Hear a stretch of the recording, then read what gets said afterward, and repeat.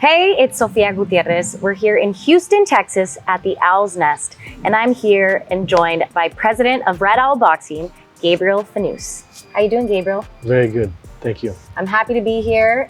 As we know, it's always an exciting time to be here for fights. And I'm trying to explain to people who haven't been here what makes the Owl's Nest different than other venues, but I want to hear it from you.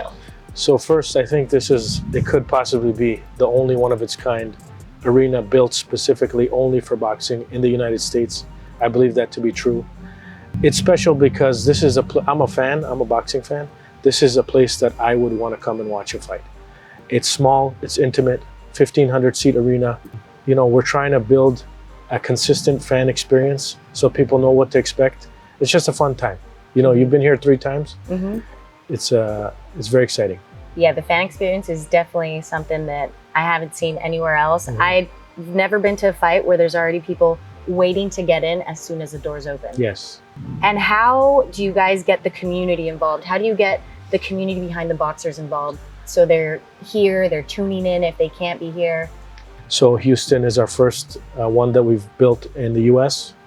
And I think it's important to give local fighters a platform to build up their records and build their fan base and promote cooperation in the sport. Whether it's amateur boxing, it's small club shows, or it's a broadcast like it's going to be on Friday night on DAZN. This is a place where boxing lives. This is a place where boxing happens.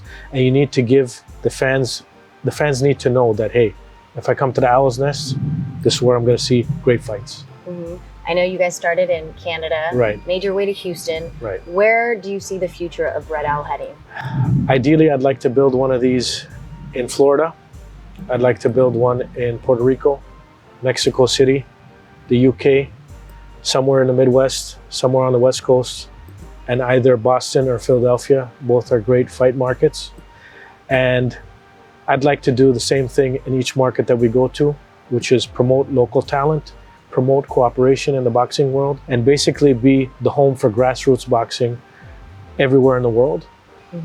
Now you talk about expanding 8 fights a year, and I know you have many other things going on besides being the president of Red Owl. How do you balance all that out, and what fuels you to keep going? For me personally, I'm motivated by building a legacy, and I want to make a contribution to the sport of boxing because I've loved it my whole life. And if I can do something to help reorganize, restructure it, and redistribute how boxing functions, that's a fairly decent legacy for me to leave behind. And that's what I'm trying to do, and that's what keeps me going. We talked a little bit about the fan experience here, and I know you've probably got to talk to some of the fighters. I've been able to hear from some of the coaches that say there's nothing like Red Owl, the way that they're treated, not only on fight night, but prior.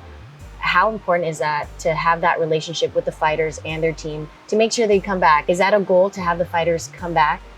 Yes, of course it is, because we want to be a place where we're rewarding kids like Daniel Bailey for taking on a tough fight and giving them an opportunity to earn a living, come back 3-4 times and build your record and pursue your dream of becoming a world champion. There's a lot of fighters who have kind of taken a break and are coming back. Lorenzo Simpson. How is the Owl's Nest different than other places that he could have fought at? Why here? So there's only one rule here, okay? You don't get to pick your opponent. Your coach doesn't get to pick your opponent. Your father doesn't get to pick your opponent. Your manager doesn't get to pick your opponent. We're gonna pick your opponent, and we want to see great fights. Well, I'm looking forward to this Friday's fight. Daniel Bailey taking on Edward Vasquez. It's gonna be live on DAZN. You can tune in anywhere worldwide. Gabriel, thank you for chatting with me and looking forward to this Friday. Thank you. I hope it's going to be a fun night.